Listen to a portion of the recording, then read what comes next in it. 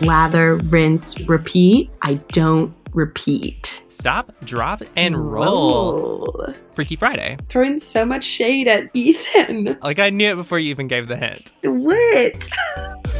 Hey Team Duff, it's Whitt. Thanks so much for listening to Duff Enough, the ultimate Hilary Duff fan podcast. This show is a celebration of the life and career of actress, singer, mother, and all-around icon, Hilary Duff.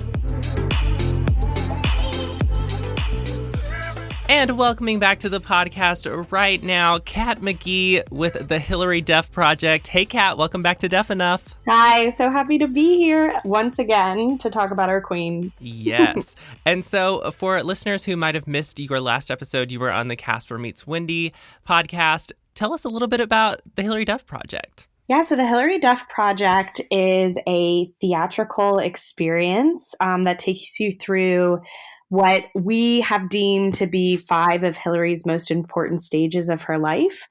So we take you through stages such as Casper Meets Wendy, Lizzie McGuire, her Aaron Carter dating breakup phase, the Lizzie McGuire movie, and then the all-encompassing life after Disney. So it's a really fun show with lots of her old hits that are such classics and close to our heart. And a celebration of feminine empowerment and looking at her transition from childhood stardom into the wonderfully successful mother, author, businesswoman, actor that we know today. You can look at our Instagram at the Hilary Duff Project to see all of the whole journey through the rehearsal process and the production, and keep your eyes peeled for any future productions in the works. Awesome. Love it.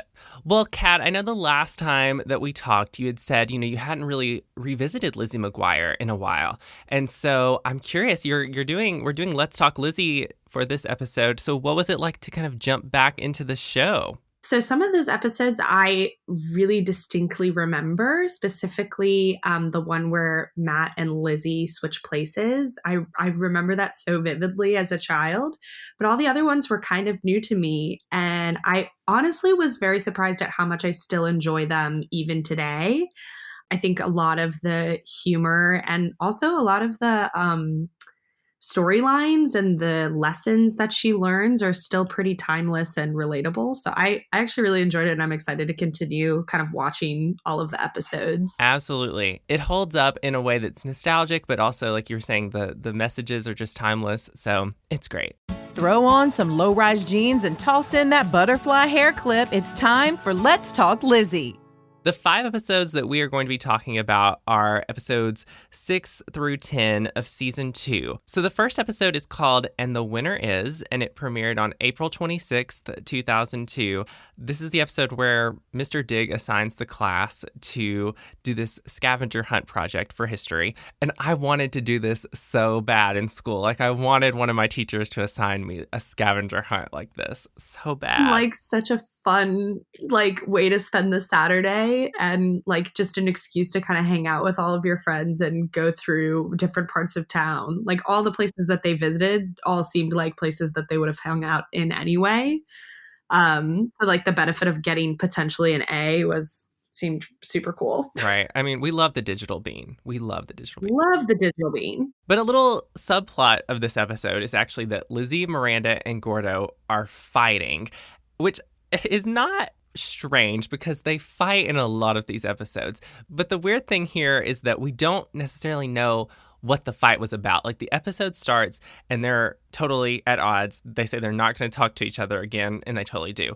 But I definitely almost went back and watched episode 5 because I didn't remember the show being a show that followed in chronological order, one to the next. Mm-hmm. With the beginning with this fight, I thought I definitely had missed something in the previous episode that would have given insight into what their fight was, but I decided to stick it out, and obviously we find out what they're fighting about later on. Yeah, barely though. It's still not super clear. It's still very silly. Yeah. But that kind of becomes the whole story of the episodes, is we don't really know, but they're fighting. So there is a question as to why they're fighting, and we learn little hints throughout the 22 minutes. Starts out in history class. Mr. Dig is the sub. They're not going to take a test. They're going to do an interactive test here, and it is a scavenger hunt. And if they win, they get an A grade for the semester. But of course, they have to pick partners. Now, normally it would be Gordo, Lizzie, Miranda. But in this case, they're not on good terms. So Gordo gets partnered with Kate, Miranda with Larry, and Lizzie with Ethan. So lucky Lizzie there. And I made a note about how Miranda kept telling Larry, 2 feet, like stay 2 feet away from me. 2 feet always. Yeah. Yes. Now, we do learn a little bit about what went down between the 3 friends, and we hear like Miranda ditched Lizzie at the digital bean and Gordo didn't get the memo. So it's like this is kind of our first clue as to what's happening. Speaking of first clues, Mr. Dig gives them a clue and says that like you're going to start at the post office, and they're all like talking smack at each other.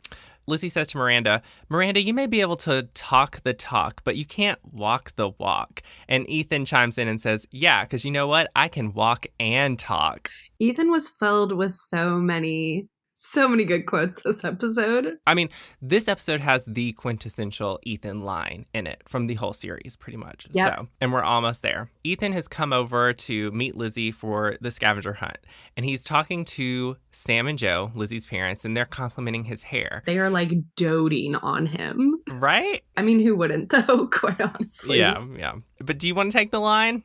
Oh, yeah. Well, they were like, how do you get your hair so nice? And he's like, I'll fill you in on the secret. You know how the shampoo bottle says lather, rinse, repeat? I don't repeat. And they go, oh, really? Yeah. And Joe's like, and it still gets clean. What's funny about that line, little fun fact about me, I actually do like vaguely remember this episode only because of that line, because I used to lather, rinse, and then do it again. And after that, I stopped wasting all that shampoo. So Ethan Kraft with that sweet knowledge. And the thing is, like, I feel like shampoo bottles that I would have, the little kid shampoo bottle, literally said lather, rinse, repeat. And so that was totally something that kids would have gotten. Like, this wasn't a joke that went over my head as a kid. I was just like, whoa. Yeah, I had the little like L'Oreal. That's what I'm talking about. Mm-hmm. Yep. Jumping to Matt's storyline for a second, Matt doesn't really get his own storyline in this episode. He's kind of a little morphed into Lizzie's story, but he finds a map for the scavenger hunt, which Lizzie dropped in her bedroom, and Matt thinks that it's a treasure hunt. So he's like, ooh, pirates, I'm going to do this. And so then he goes on the hunt too, and that's kind of his storyline. Joe and Sam do get their own little plot in this episode, and it's kind of interesting like how it unfolds, because at the beginning, they're like, ooh, we're going to be home alone. Like Lizzie's out and Matt's going to do the treasure hunt. Sexy music comes on. Yes, the sexy music, and it's like, what? But then they just are kids for the day, and they have a pillow fight, and they like eat junk food. And I love when Sam, he puts like milk and chocolate syrup in his mouth. He's like, I'm gonna make a milkshake, and he like shakes his head. I loved the blender sound effect when he like shook his head. Yeah, I have to say, stylistically, the way that they shoot, I mean, in each episode, the way that they shoot it, there's all of these like, they like do not stray from weird angles, these like cartoonish sound effects that on its own feels very cheesy, but somehow it like really works with the style of the show. And without that, the show isn't what it is. Absolutely. Back over to Lizzie's storyline here. So she and Ethan are trying to do this scavenger hunt, and Ethan is clueless because it's Ethan. They're on rollerblades, which I love, and they have the helmets. They got the whole outfit going. Meanwhile, Matt's and I love that Mr. Diggs started showing up. Yeah, so first Mr. Dig is like disguised, and the kids are like, was that Mr. Dig? And then when they finally see him, I think it was at the hot dog stand, and he reveals himself, and Ethan doesn't even recognize him, of course, which was great. We also see kind of a heartfelt moment here where Lizzie, Miranda, and Gordo, they rant to their partners in the scavenger hunt. So Kate, Ethan, Larry, Kate, and they rant about, you know, how they're kind of at odds, and they're not none of them are apologizing to one another. And then I love how, you know, the partners, they speak up and say, you know, you're lucky to have a friend like Gordo or like Miranda or like Lizzie. And it's like, I love that friendship, and I love that these other people recognize that and pointed that out to them. So I love the strong themes of friendship throughout each of these episodes, and I thought that was my first reintroduction to that theme, seeing it through these very iconic characters, Kate, Larry, and Ethan, and having each of them have a very like profound sound advice for each of these characters, which not only shocked the characters, but kind of shocks me as an audience member too, to hear those words coming out, especially Kate's mouth. And her moment of admitting, like, I might be the most popular girl, but like, I don't have any type of friend that lives up to what like Hilary and Miranda are. Yeah. So we do see that Matt actually wins the scavenger hunt, or he's the first to get to Mr. Dig at the finish line. And Mr. Dig says, you get an A. But of course, Matt doesn't even go to the school. So he's like, this is a ripoff. So Mr. Dig gives him 43 cents and a bus token. And Matt's like, 43 cents and a bus token? And then he's like, okay. And he takes it. And it's like, whatever. Whenever Lizzie, Miranda, whenever the other groups get to the finish line, Lizzie just has this moment. She's like, I'm going to do it. And she says she's sorry. Everyone stops. And when I say everyone, I just mean our three little groups that we've been talking about, because we never see any other students participating in this. Nope. And so yeah, they stop, and Miranda and Gordo apologize too. We still don't exactly learn what specifically went down. We just know that, like, I think Lizzie tried to have a meetup at the Digital Bean, and Miranda didn't get the message, and so Lizzie was mad, and then Gordo didn't get invited, period. We really don't know. Like, that's the whole like point, is like we never truly find out what happens here. Yeah. But the partners actually kind of get annoyed that they didn't cross the finish line yet. Like, they literally stopped right before the finish line. How convenient. Right. And then Miranda, Gordo, and Lizzie are like, well, let's cross it together. And so they link arms and they cross the finish line together. And then we find out Mr. Dig is like, Nina and Jeremy got here first. And I'm like, who are Nina and Jeremy? And how much further ahead were they? Because it just seemed like the three groups were constantly like, one would arrive and the others would soon follow. Like, how much further ahead were they? And I didn't really remember that that's how this episode ended, but I was like, you know what? I kind of love it. Like, it's kind of great. So yeah. Our next episode is called The Longest Yard, and it premiered on May 17th, 2002. This is the episode where Lizzie and Matt kind of ruin Sam's football. I mean, really, Matt did it, but Lizzie kind of gets involved, of course. But at the beginning, we learn that Sam is going to the Super Sports Expo, and he's super excited, and Jo is going with him. She's not excited. And Lizzie is going to have to watch Matt and Lanny. And one thing we also learned at the beginning is that Sam has this football that was signed by Walter Payton from the 1986 Super Bowl, which I looked up. It's a real football player. I don't know sports, so this wasn't common knowledge to me. Did you know that name? I did know that name, yeah. I didn't know like the whole Super Bowl year or anything like that, but I recognize the name for sure. Gotcha. Well, this is what Sam says about his football, though. He says, it's my favorite thing in the world. And he's like, besides you guys, of course, talking to his family. So after Sam and Jo leave, Matt and Lanny, they're actually playing football in the backyard, and they get their football stuck in a tree. So then what does Matt do? Of course, he goes and grabs the Walter Payton football that's like on their mantle above their fireplace, and Lizzie stops them. She hides it in the closet. Well, then later when Lizzie's like on the phone with Miranda and Gordo, who, by the way, are using a payphone at the library. But while she's on the phone with them, we hear kind of this noise, or I think it's right after she gets off the phone, and Matt and Lanny have like tried to get a board game out of the closet, made this mess, and Lizzie walks over, and then we see the bowling ball fall from the shelf onto Sam's football, and now it is just, flat. So then here's our dilemma for the episode. But this is very Sandlot. Yeah. When Miranda and Gordo come over eventually, Lizzie's stressed over the football, but we find out that Matt and Lanny have actually taken the football and they've left the house and they're going to go get it fixed. So now Lizzie has a deflated football and she has 2 kids missing who she was responsible for. So things are going great for Lizzie right now. And Jo actually calls her, and she's suspicious. And Jo says that they got a flat tire. I mean, what a coincidence. Flat football, flat tire. And she's like, I really think we should have someone check on them. And this took me back to the babysitting episode in the first season, which is my favorite episode of the series. And Sam, doesn't trust Lizzie babysitting Matt, so he goes home and, spies on them and stuff. But Sam's going to have his softball buddies go home and check on them.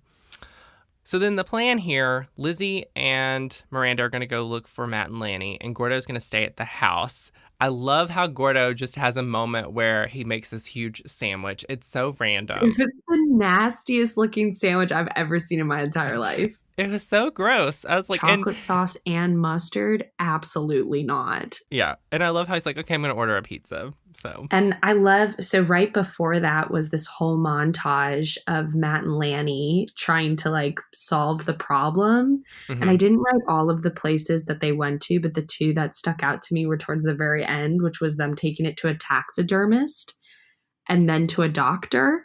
The doctor one, like the doctor just looked so strange. I was like, what are we doing here? Yeah, well, and that was where it kind of had that like fish eye lens. Mm-hmm. Like this episode definitely took advantage of like close-ups and like different angles. Right. Especially during that montage that just like added to the bizarreness of the whole thing. And the last people that they talked to were like chess players, and they're the ones they took advice from, which was to go and get another football. Right. Imagine that. I know. But Lizzie actually gets worried here, which animated Lizzie is like, am I really worried about Matt? Obviously, she is a little worried about him, but she also just doesn't want to get in trouble. Come on. And they start thinking about like where would the kids be, and they decide on the comic book store. Well, conveniently, Matt and Lanny are going to the comic book store because that's where they're going to get the football. Now, why? I couldn't decide like why was there a football at the comic book store, and I guess it's just fandoms. Weren't there several footballs? They were like all signed footballs like on display on the back wall at this comic store. Yep. But Matt and Lanny go inside and they find a new Walter Payton signed football. Conveniently, they just happen to have one. Right. And Matt actually like fake cries to the store employee to get him to exchange it. And that employee, who was very annoying to me, he was like, no. But then when Lizzie shows up, she does get the clerk to exchange it for a Dick Butkus signed one. Didn't know who that was either. Also a real football player. Yeah, definitely don't know him at all. Yeah.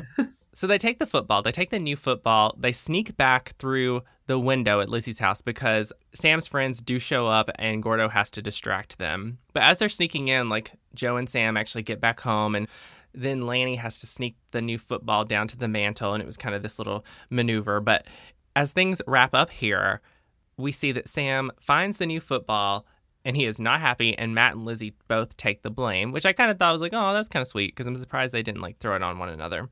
But Joe takes the football and she starts laughing and she's like, I would have just bought another football and signed it. And then she says that's what she did because the real one fell into the fireplace. And I was just like, oh my gosh, I love Joe. Matt and Lizzie still get grounded either way. Yep. We do get a sweet moment from Matt and Lizzie at the end where Lizzie tells Matt, you know, she's here for him if he ever needs her, but she'll crush him if he ever runs away again. So, but this was a fun episode. I mean, it was probably the least memorable of these five, but it was a good one. Yeah, I agree. Our next episode here is called Just Friends. It premiered June 14th, 2002. Love this episode. It was a really, really fun episode. It was. This is the episode where Lizzie asks out Ethan and he turns her down. And at the beginning, we learn that there's a Sadie Hawkins Day dance where the girls are going to ask the guys. Miranda and Gordo are actually encouraging Lizzie that she should ask out Ethan for this dance.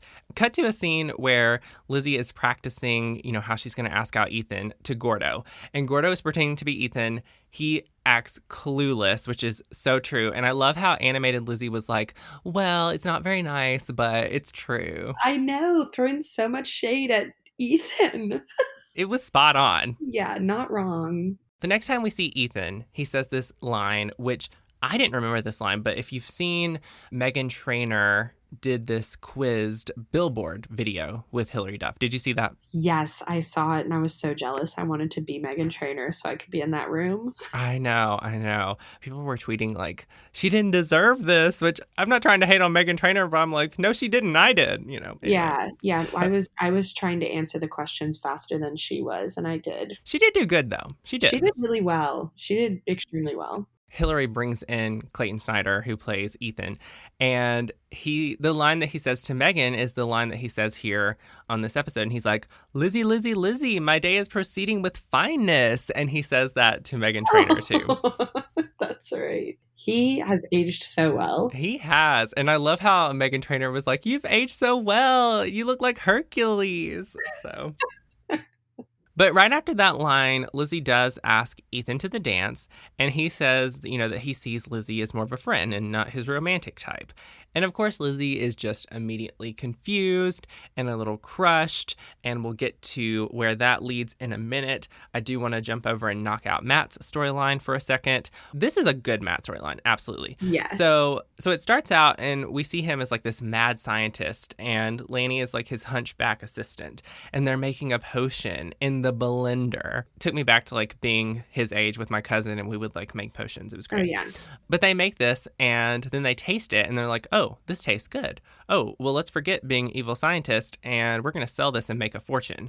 And then he opens up this backyard club, and it's Club Flamingo, I believe, and it is poppin'. Yeah, well, and to jump back during the milkshake scene, first of all, I loved Sam's interjection with "don't touch my pineapple chunks." And also, this is where they heavily used these weird angle close-up shots throughout that entire sequence, which I greatly appreciated stylistically. The lights are turned off. Like, it really looks like a mad scientist situation. Mm-hmm. Yeah, with Lanny and his hump. Just to speed through that story a little bit, we do see that Club Flamingo gets shut down when this bully shows up. His name is Sonny Patterson, and he says that he's going to be shutting Matt down because Matt has been stealing his customers. Now, apparently, Sonny charges people to come over to his house and watch his parents' big screen TV. But Matt actually gives Sonny a fake recipe for this drink that they have, which the drink, by the way, is called the Supersonic Tonic. And actually, if you stick around at the end of the bloopers for this episode, you get to see Sonny drink it and his reaction. But Matt's like, put fish oil and all this gross stuff in it. And Matt's storyline will wrap up at the end with Lizzie's story, which we'll jump back over to here. Okay. So Lizzie decides that she wants to be what Ethan wants, and she's going to start, basically spying on Ethan, and Gordo's going to help her, and Miranda ends up helping too. But I did want to talk about this conversation she has with Gordo in her bedroom where she's like, why doesn't Ethan like me? And Gordo's trying to encourage her, and he's like, you're pretty and you're all these things. And Lizzie says, I'm wild and unpredictable. And Gordo's like, you're a good person. So again, Gordo with the shade. He's like has such good like subtle quips throughout every episode, and I loved this one particularly. But Lizzie's going to change for Ethan, and at that moment I'm like, oh no, like we're about to learn this lesson, like don't change for people because come on.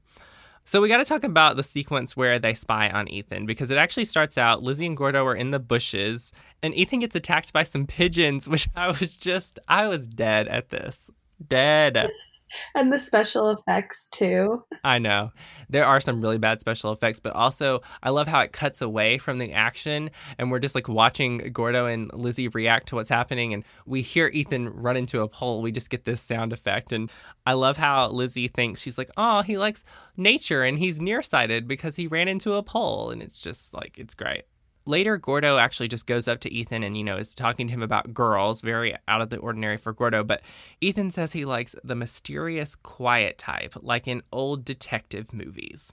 Other things we learn, I think Miranda found out that Ethan likes Charlie and the Chocolate Factory, especially the Oompa Loompas, and Lizzie sees that he likes grape soda. And apparently Ethan likes golf too, because Gordo brings Lizzie some golf magazines, and Joe kind of picks up on that because that was at the house, and Joe gives this speech where she's like, back in the day, I changed everything about myself to make a group of people like me, and those kids still didn't hang out with me after I changed everything. And clearly Lizzie doesn't listen, and she's like, well, maybe you didn't do it right. Classic child being defiant and having to figure it out themselves. Yes. And so then we get Lizzie's first attempt at getting Ethan's attention. And would you like to break this down, how this goes? Because it's so good. She comes out of the classroom in this like 1940s like black dress. Honestly, it felt like very Audrey Hepburnish minus the like bun. It was like sleek black dress, red lip, the like almost cat eye sunglasses. And she walks out and like intermittently throughout her dropping all of these like similarities that they have in golf. And then, she also mentioned how she liked Ja Rule, which I thought was a crazy shout out because I know Ja Rule's name only because of the Fire Festival and the disaster that was. So the fact that was like used as a reference way back when. And Ethan's like, oh, you love Ja Rule? Like, what's your favorite song? And she goes back to, I love golf. Don't you love golf? I know that you love golf. And Gordo continually walking out of like the corners / from behind her with like, here's a golf magazine. You ready for the tea at 7:30 a.m.? And what else is he? Oh, he hands her grape soda. And with each of those, Ethan is just flabbergasted at all their similarities. And finally, she hands him her grape soda and she walks away, does a little hair tossle with Ethan's mouth agape. And he goes to open the soda and the soda explodes all over his face. And he has this like dying moment because the soda got into his eye. That was great. I mean, this moment was so memorable for me and super iconic, I feel like, in the show. There is a like blooper reel, not one that was featured in the show, but it wound up online in recent years. And it was the video that they played at the wrap party for the entire series. And so there were a lot of inappropriate bloopers that were on this reel. But there is like this classic Hollywood movie where there's a line about like, you just blow or something. I'm going to look it up. Is it to have and not have not? Lauren McCall, yes. Yeah, you know how to whistle, don't you? You just put your lips together and blow. And Lizzie in this blooper reel says that line or something along the lines. But she's like talking about him opening up the soda. Oh my God. It was an outtake, basically, because they got notes from Disney about what wasn't approved. And that wasn't approved. That's so funny. But I just love that Disney, the writers originally, went there and tried to throw in a great reference. The story continues, and Lizzie is still acting like, she has everything in common with Ethan. She goes to school in this total golf outfit. I mean, the visor and everything, which she looked great. They're at lunch, and they're talking about how much they have in common. And then she decides to ask Ethan again to the dance. And she did it very nonchalantly. She was just like, the Sadie Hawkins Day dance is tonight. Do you have a date yet? And he's like, nope, still going solo. And she just says, we should go together. And he kind of stops her in her tracks. He's like, oh, I thought we kind of talked about this. We're friends. And he says they don't have. And he's like, what's that subject I'm going to fail in high school? And she's like, chemistry. And he's like, yeah, chemistry. And then he tells her he's sorry. And I don't know, like, I'm a little disappointed in Ethan here because it wouldn't have hurt him to go to the dance. You don't have to go to the dance with someone that you're romantically interested in. Like, Ethan, give Lizzie a chance. I completely agree. This moment I had mixed feelings about because on one hand, I really appreciated the emotional maturity of Ethan to not stray away from how he was feeling. Because I feel like in my own life of dating, and I'm sure that there are plenty of people who will listen to this, there's a lot of conversations that I've had with people that I've been interested in or whatever, that rather than just tell me that they're not interested anymore, they just continue to not say anything. So I actually was very appreciative and surprised at how mature Ethan is and actually voicing how he's feeling and not backing down from that.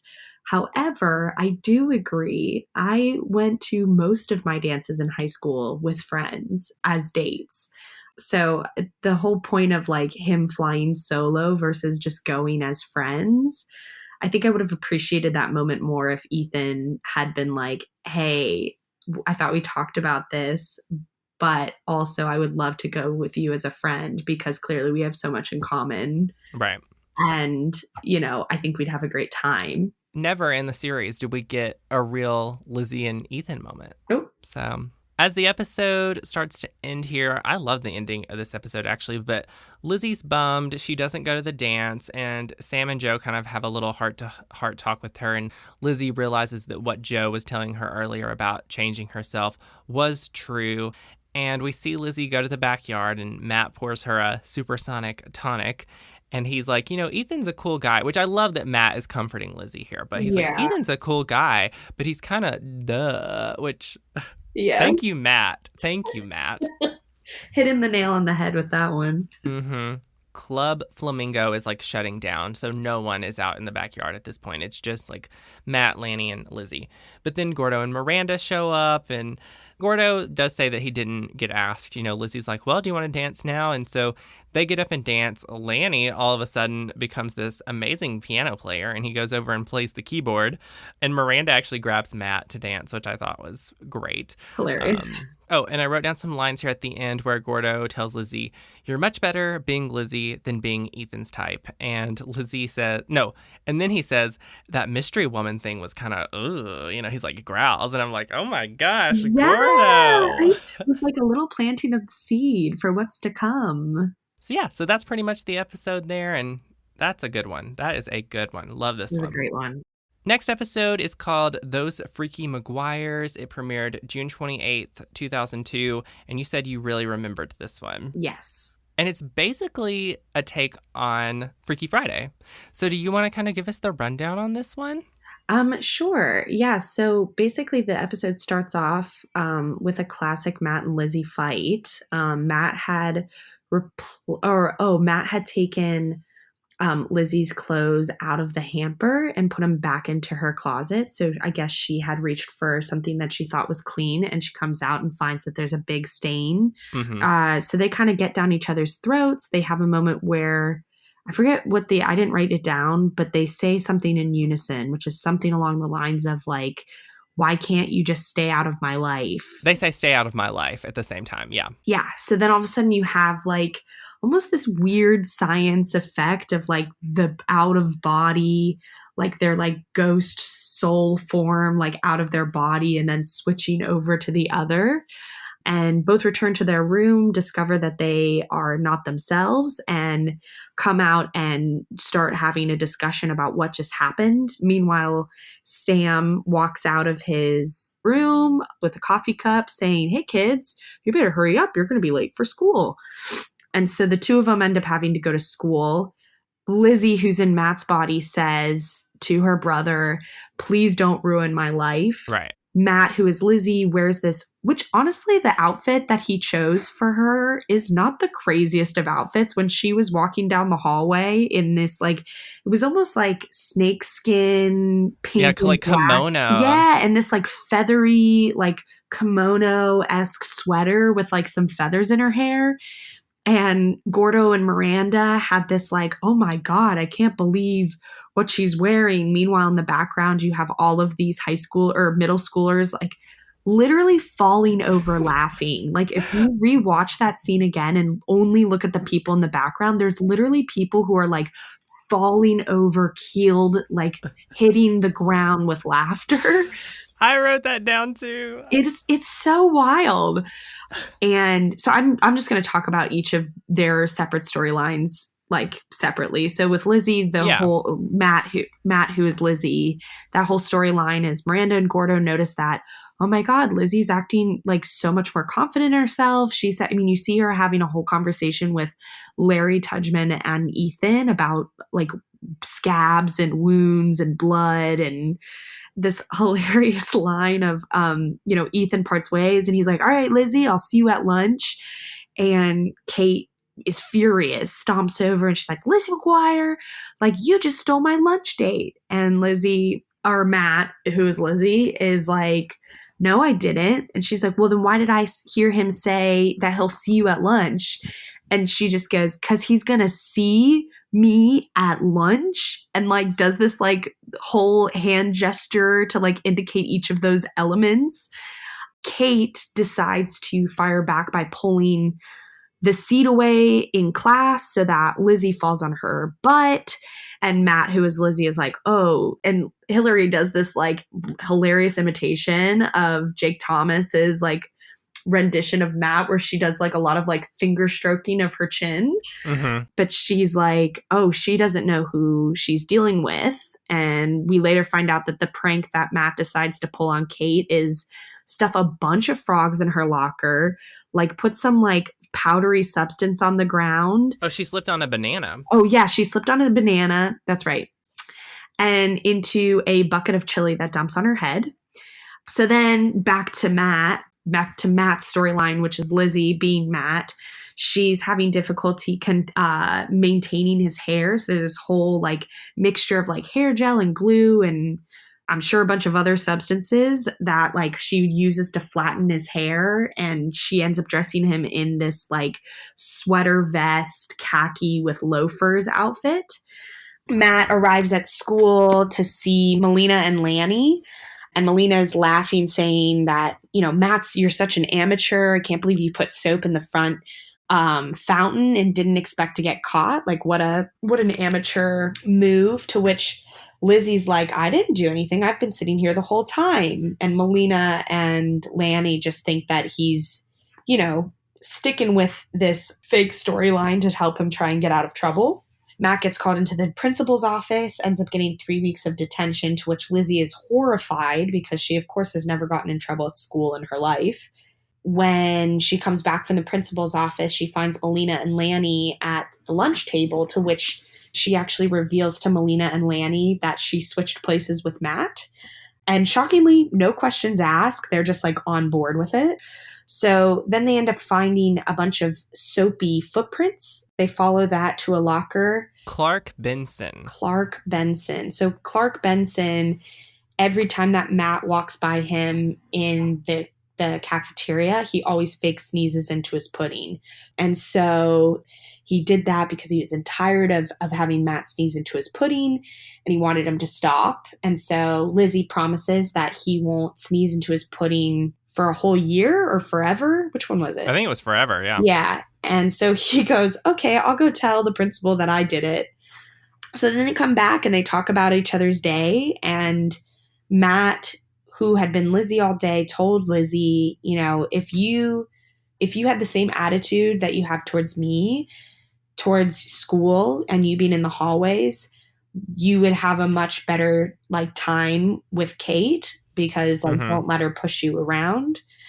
And Lizzie reveals to Matt that he originally had 3 weeks detention, but she got him out of it by promising Clark Benson never to sneeze into his pudding again. Right. And so, but they didn't switch back, and they were confused about that. So then they go to bed, and animated Lizzie is complaining about the comfortability of not being in her own bed. And so you see Lizzie in Matt's body kind of roll over and fall off the bed. And then suddenly she's in her room again. She comes out and calls Matt, who's now in his own body. And they have like a little moment with each other, and Sam and Joe come out and are confused by what's happening. And then Joe is like, oh my God, are you guys actually, talking to each other? And Lizzie's like, oh, we just forgot to say goodnight. And there was a moment where Lizzie was like trying to reference the day of like, how crazy was that day? To which Matt's like, what are you talking about? Which like part of it was like, had me thinking, okay, was that supposed to all be a dream? Or as animated Lizzie states, if he's not going to say anything, I won't say anything. And then that's how the episode ends. So it was one of those where there was a lot of action, a lot of stuff happening. But I think the ending could have been stronger for me, in my opinion. But everything else, loved it. I saw it coming. I think that like, oh, this is probably going to be a dream, because the show has never quite, it jumps ship a lot, but this episode was to the extreme. And so to kind of leave it in question as to whether or not it happened, to me, I was like, that's probably what's going to happen. And I think I did remember it happening that way. But good job. You took great notes. Thank you. I made a note about how at the beginning, when they switch bodies, they're like, Lizzie in Matt's body is like, what should we do? And then Matt in Lizzie's body says, stop, drop, and roll. And I know as a kid, like once I heard that, I used that line so much as a kid. Stop, drop, and roll. And one thing that I remembered about this, Disney Channel was doing this thing where it wasn't their New Year's Eve deal, but like it would have been, I guess, over the summer, because this premiered in the summer. But you could vote for which new episode of the show you wanted to see. Like you could go online. It probably wasn't a real fan voted thing, but anyway. But you could vote for which episode you wanted to premiere. And I think that they like announced the winner right before it aired. And I remember wanting this episode to win so bad. Like it just looked so cool to me. Like Lizzie and Matt switching bodies. Wow. This episode, it's a good one. Yeah, it's a great one. Our last episode, Kat, it is called In Miranda, Lizzie Does Not Trust, and it premiered July 5th, 2002. This is an episode where Miranda gets accused of shoplifting at the mall. They didn't really the security guard was kind of a silly character, so I don't even know what they were going for there. It didn't feel as serious, I guess, as it should have. But yeah, it wasn't serious until it was serious, and then it got really serious for a second. Yeah. But when things start, we see Mr. Digg filling in for Coach Kelly in gym class, and we find out that the kids are going to learn how to dance. They each get partners. Miranda and Lizzie are going to be partners, and they get to do this trust fall. Gordo actually gets partnered with a girl named Beth, who is 5 feet taller than him, which is great. But to practice as partners, they do that trust fall exercise where you fall back and the person catches you. And Miranda catches Lizzie, of course. And so it's a very good, kind of analogy for what we're going to see later in the episode where, Lizzie's trust in Miranda is kind of broken up for a minute. Mm-hmm. Let's just go ahead and knock out Matt's storyline here. So Matt and Lanny are going to start a talk show. Lanny got a webcam. This was iCarly before iCarly. I do want to talk about where they practice interviewing Joe because they were being very entertainment gossip reporter, and he's like, is it true that you're more than friends with Sam McGuire?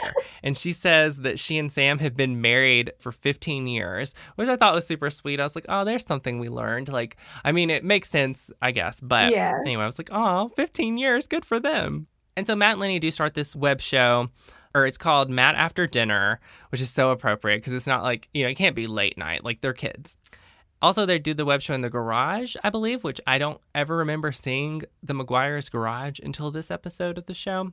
And then Sam actually winds up stumbling onto the set, and they pull him on to be a guest, and he starts doing these funny things where he gets grease on his face, and Matt spills a drink on him, and then they knock off some soil off a shelf, and it falls onto Sam's head, and then they get lots of viewers. So after that, they start doing these just pre-planned gags with Sam.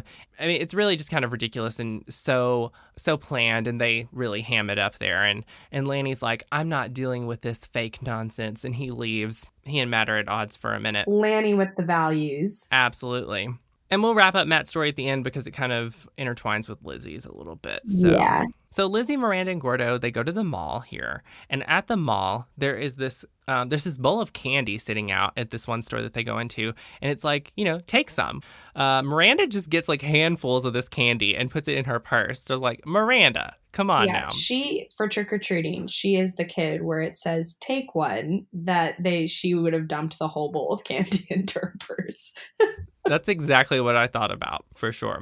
And there was this sneaky/creepy security guard kind of watching this moment.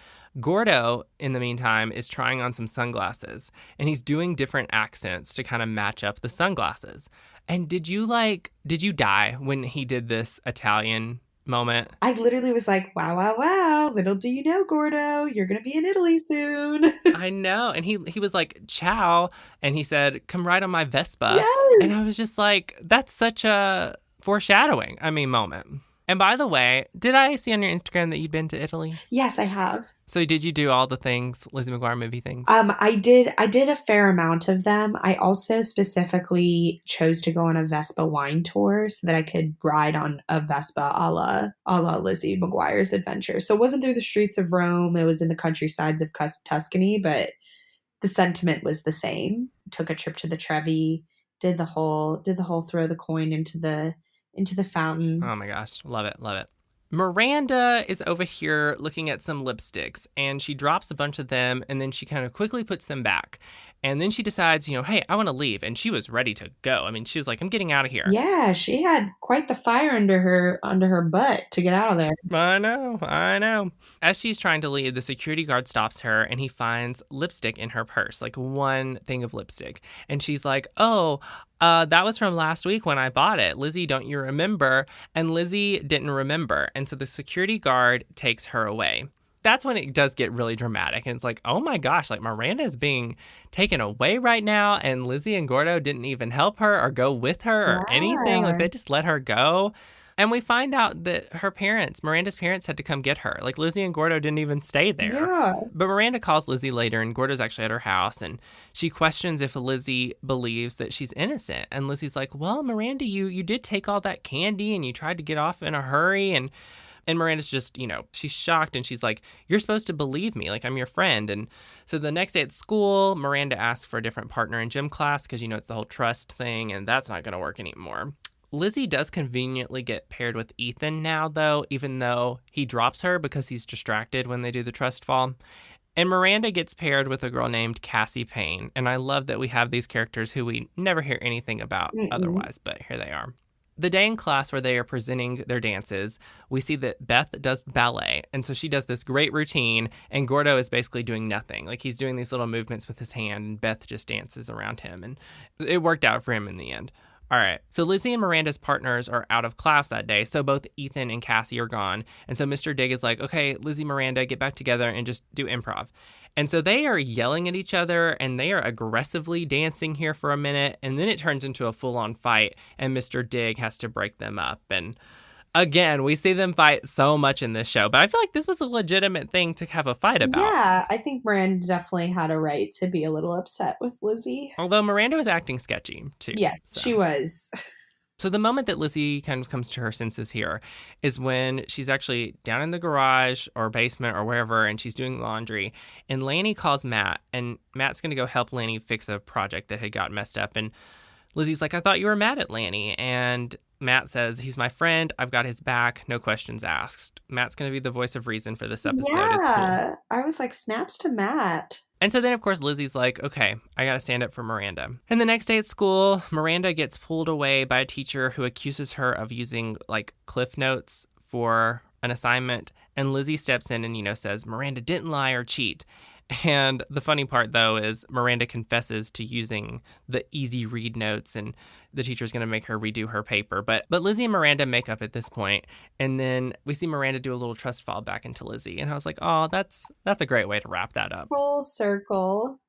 And so those are our 5 episodes. Overall thoughts from me, 5 solid episodes here. Loved them all. I think my favorite would probably be And the Winner Is. And second favorite would be those freaky McGuires, for sure. Honestly, after watching these 5 episodes, I feel like I'm going to watch the rest of the 2 seasons and be just as happy with all of them as I was with these 5. Are you ready to move on to Quizzy McGuire? I am. What do you have for me today? Okay, I think this is really hard. You would get the crown for being the biggest fan if you got this completely. But oh man, back in 2004, Lizzie won in the Nickelodeon's Kids Choice Award, favorite female singer. She beat in this category 3 female artists. Okay. I'm going to name 2 of them, and I want to know if you know who the third is. Okay. So she beat J-Lo and Ashanti. And the thing I will tell you about this third female artist is that she is still around and prevalent in today's music. It's Beyonce. Yes! Did you know this? I already knew that. Like, I knew it before you even gave the hint. Oh my God, Whitt! But see, look, like, I randomly will go down rabbit holes where I watch, like, all of her talk show interviews and, like, her award speeches and all this stuff. Like, no joke. Oh my gosh. I was doing research for my show, and what part of the shows we're going to be using some video compilations of various different like interviews that she's done, and like little just sound bites from clips throughout her years in the early 2000s. And I came across this and I could not believe that she had beat Beyonce. Well, it's hilarious. Like Beyonce and J-Lo. Yeah. But I mean, she was the kid star. Yeah. Well, and honestly, I mean, like Beyonce has always had like her place in the world, like throughout her entire career. But there definitely was a time where like she wasn't the most, like she was popular, but you kind of forget that Beyonce at one point wasn't like Queen Bee in everyone's eyes. I mean, that Pepsi commercial with her and Pink, like with Britney Spears, Beyonce, and Pink, like Beyonce was not the most relevant of those 3 girls. Yeah, so I saw that and I was like, that is an incredible achievement for Hilary Duff to have beaten Beyonce. Yeah. Truly incredible. I am impressed. You've impressed me. That's incredible. I try. So my question for you today. All right. So in 2005, Hilary became the face of a fashion line for a department store. Do you know what that fashion line is? Was it Candy from Kohl's? It was Candies at Kohl's. Yes, correct. Boom! Okay. And bonus points, there was like a second round where she was with like 3 other girls. Do you remember the other girls that she was with? Like the ads had 3 other girls and yeah, with her. Nope. I have no idea. Who are they? So Michelle Trachtenberg, Sierra, whoa, and then a girl named Samare Armstrong who was on the OC, and I don't really know her, but oh dang. Yeah, I would not have guessed anywhere close to that, but good job. And I remember her ads for that. Like I remember seeing it on TV and it had Wake Up in it. It was so good. Yeah, I distinctly remember that clothing line, mostly because I wanted things from that clothing line, but I never really like went shopping. I got a lot of hand-me-downs because like we were friends with a lot of people who were like just older than me, that when they grew out I was that size. I only got what was given to me. I just remember the commercial was like Candies at Kohl's. Mm-hmm. So, and that's still a thing. Like that's a really like iconic thing to get to be named like the Candy Girl. Yeah. Well, Kat, that is a wrap for our episode, and this has been so much fun again. Yes, it's always so wonderful talking to you about Hilary. Yes. Thank you so much for having me. And that's all for this episode of Duff Enough. Thanks again for listening. I hope you'll subscribe and stick around for more, because this podcast is what dreams are made of. You can follow along on social media at Duff Enough Pod and check the description for my socials as well as show guests. And until next time, bye Team Duff.